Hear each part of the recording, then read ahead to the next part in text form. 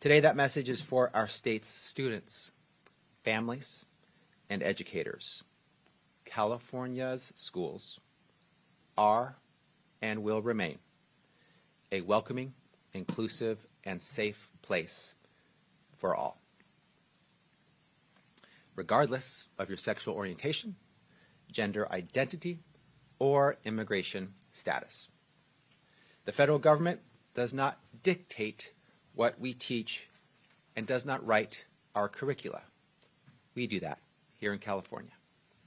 The federal government sets the floor of what education law requires. In this case, that floor, unfortunately, is in the basement. But states set the ceiling and can demand better, can provide for more.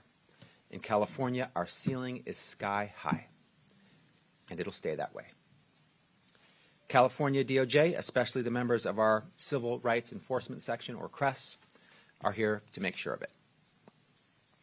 While the President has displayed a repeated disregard for the U.S. Constitution, unfortunately, we do still need to begin with the fact that the right to education and equal protection under the law is protected by the U.S. Constitution.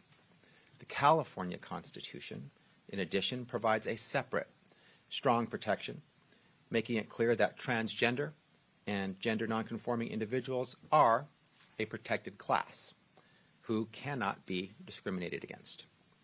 That includes forced outing policies that target transgender and gender nonconforming students.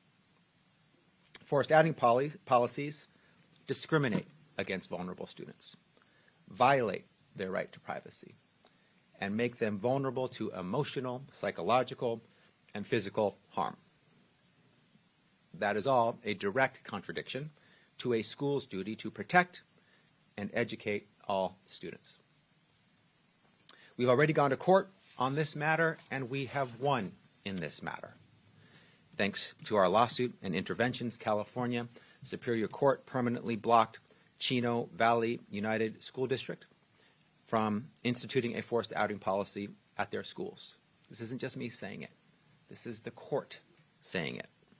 Since that lawsuit, California enacted a law prohibiting forced outing policies in our schools and provides for additional protections to educators who face retaliatory actions from administrators and school boards for seeking to create an inclusive and safe school environment. My office has put out guidance for school officials on these forced disclosure policies that we're reissuing today.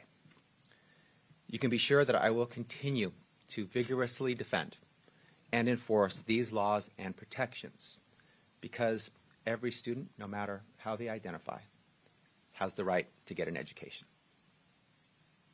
In California, part of that education includes inclusive lessons. California is the most diverse state in the nation, proudly so. It's core to our identity and a major reason why we are the 5th largest economy in the world. Our diversity is both our story and our strength. It should be uplifted, it should be celebrated, and it should be taught.